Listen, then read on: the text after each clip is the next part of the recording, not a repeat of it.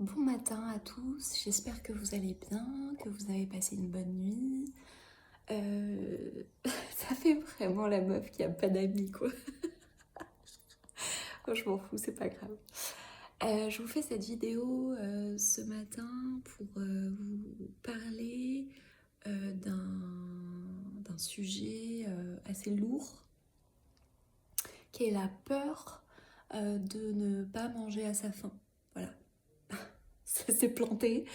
La peur de manquer, notamment d'argent, mais surtout la peur de ne pas manger à sa faim, qui est une peur très primaire,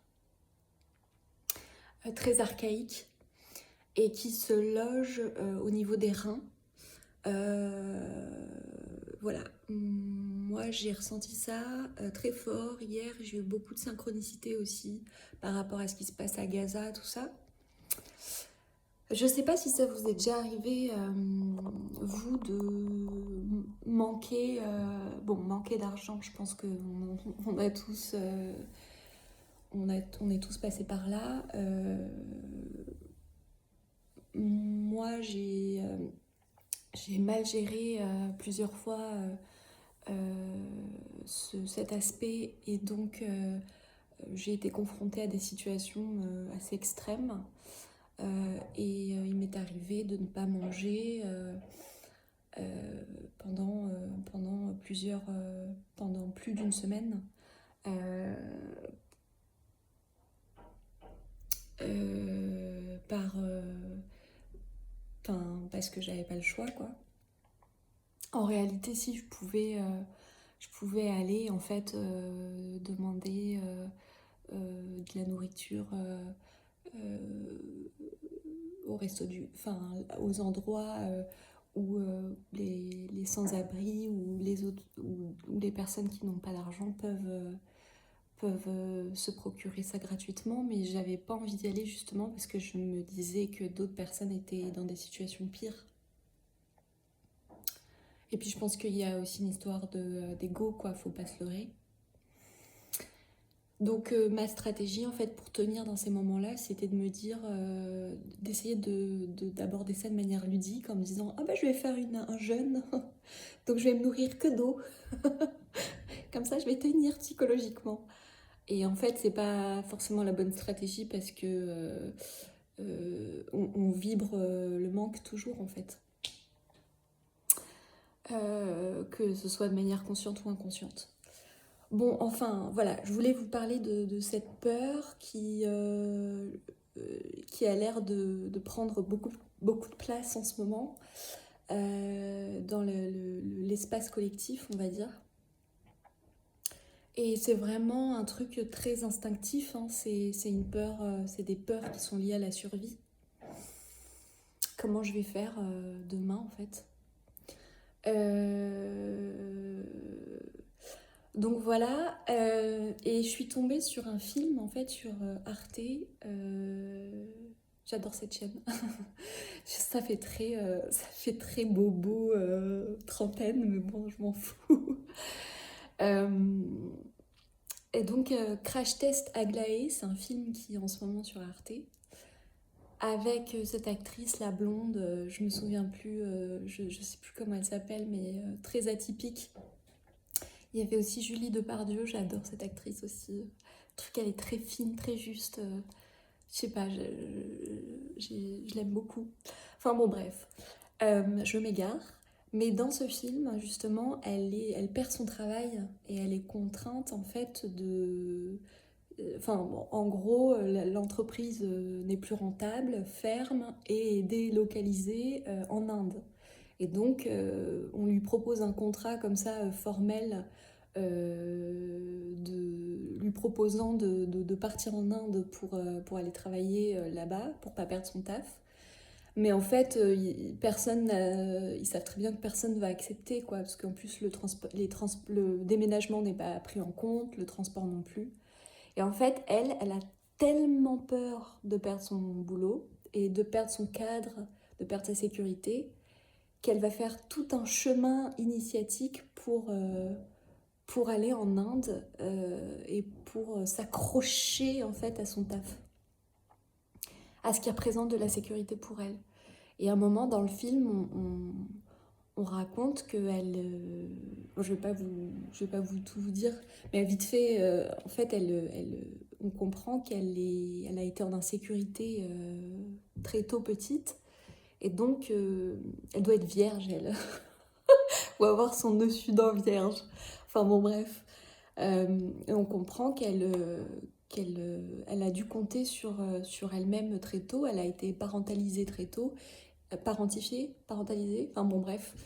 Et donc, elle a dû voilà, se prendre en charge très, très jeune.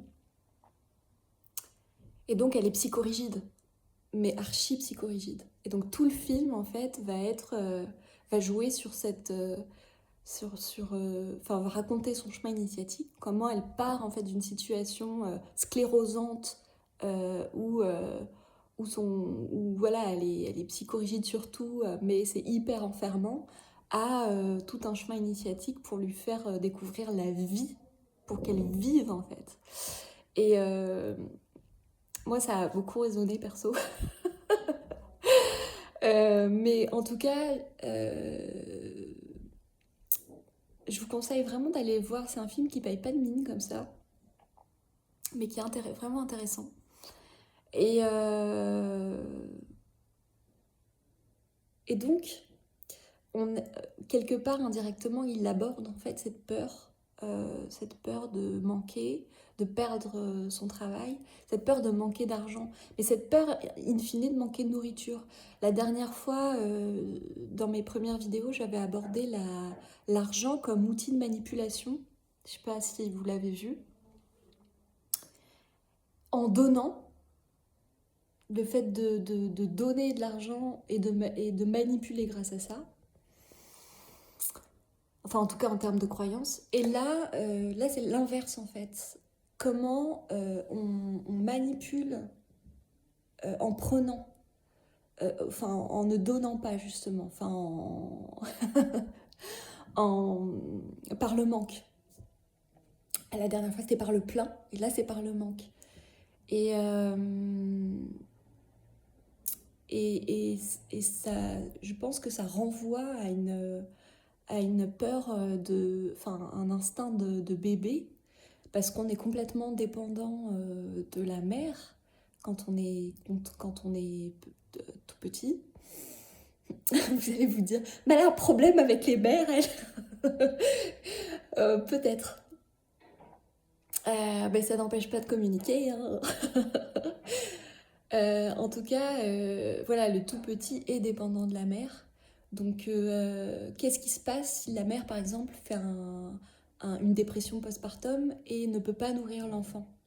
Qu'est-ce qui se passe?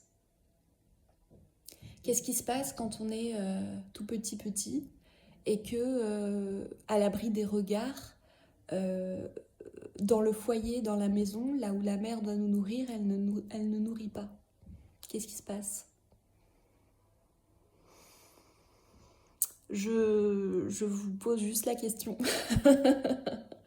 En tout cas, voilà, c'est une peur de ne pas être nourri, je pense, qui provient de là, qui provient de ça. Ça peut être nourri en termes vraiment physiques, mais ça peut être nourri aussi en termes émotionnels.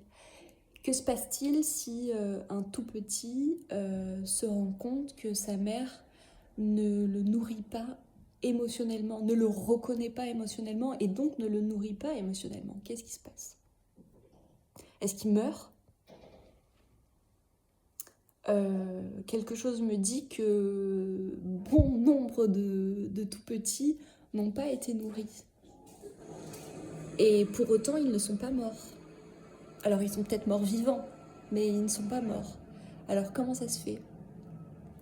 Et c'est là où je pense que la foi joue un rôle primordial. Parce que ça veut dire qu'ils ont été nourris par quelque chose d'autre. Moi, je sais que Dieu existe, et je sais que c'est Dieu qui se charge de nourrir les petits qui n'ont pas été nourris. Mais, mais qu'en est-il du coup des adultes qui ne peuvent pas se nourrir, ne savent pas comment ils vont manger le lendemain? Voilà, je vous pose juste toutes ces questions. Je prétends pas, y répondre. En tout cas, une chose est sûre, c'est que cette peur est très présente en ce moment, j'ai l'impression. Euh, et elle nous demande, j'en suis même convaincue, d'avoir la foi. Et je repense au petit animal dont je vous avais parlé hier, le tardigrade. Faut que je trouve son... Attendez 2 secondes, je trouve son nom.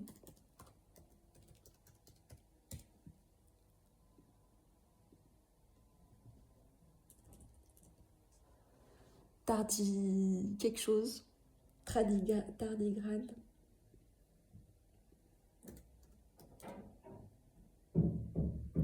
Tardigrade, voilà, la tardigrade.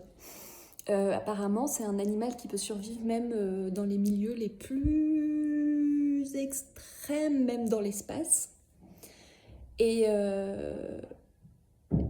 j'avais vu un documentaire encore sur Arte là-dessus, où ils expliquaient qu'il se recroquevillait en fait sur lui-même. Et je pense que les cœurs des gens font la même chose quand ils n'ont pas de nourriture émotionnelle. Ils font comme la tardigrade, ils se recroquevillent sur eux. Et ils s'assèchent en fait. Donc toute l'eau interne en fait s'assèche petit à petit. Et ils arrivent à tenir comme ça dans des environnements. En fait, ils se mettent comme en mort temporaire, quoi. Et je suis sûre vraiment que symboliquement, les cœurs font la même chose. Mais quoi qu'il en soit, ils ne peuvent pas se nourrir dans ce genre d'environnement. Donc, ils vont se mettre comme en état de veille. Et je pense que nous sommes capables de faire la même chose. Parce que tout est déjà dans la nature.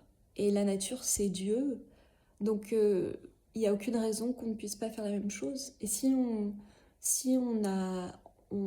arrive à survivre sans nourriture émotionnelle, on peut survivre sans nourriture tout court. Jusqu'à ce que Dieu le veuille, quoi. Enfin, jusqu'à ce que le destin nous en apporte, ou nous permette d'agir pour nous en procurer, quoi. Parce que des fois, on peut tout faire, tout essayer, et puis quand même ne pas pouvoir débloquer la situation. Moi, je crois qu'il y a des situations où vraiment on peut tout essayer et quand même être bloqué. Je sais que c'est possible, ça. Je suis pas du genre à dire procrastination ou t'as rien fait pour essayer ou ceci ou cela. Je pense que il y a des choses par lesquelles on doit passer juste en fait. Il n'y a pas à juger en fait les gens pour ça. Enfin, moi j'ai pas envie de me juger non plus pour ça. Je sais que je gère mal mon argent. Je sais que je peux m'améliorer. Je sais que voilà. Mais je vais pas me faire du mal pour ça. Quelque part, si mon âme me fait vivre ça, c'est que voilà quoi. Enfin, il y a des choses à comprendre, il y a des choses à transmuter, il y a des choses à apprendre. Et puis il y a aussi tout le bagage qu'on porte tous de manière ancestrale, quoi, comme un héritage. Et le corps est porteur de ça. Et les reins notamment. Et les reins, c'est quoi? C'est l'eau. Et donc, c'est la nourriture, c'est la fluidité des échanges, c'est la fluidité des transactions, c'est la fluidité de tout ça. Donc c'est pas si... ça va quoi. Ok, on doit être responsable, mais faut déculpabiliser aussi des fois. Mais bon, n'hésitez pas à rebondir hein, si vous n'êtes pas d'accord. C'est bien d'échanger là-dessus. Voilà. Bon, ben, pour ceux qui sont confrontés à cette peur, en tout cas en ce moment, Gardez la foi, faites ce que vous pouvez faire dans le périmètre de de ce qui est possible, mais surtout gardez la foi. Voilà, bah, je vous embrasse, à bientôt.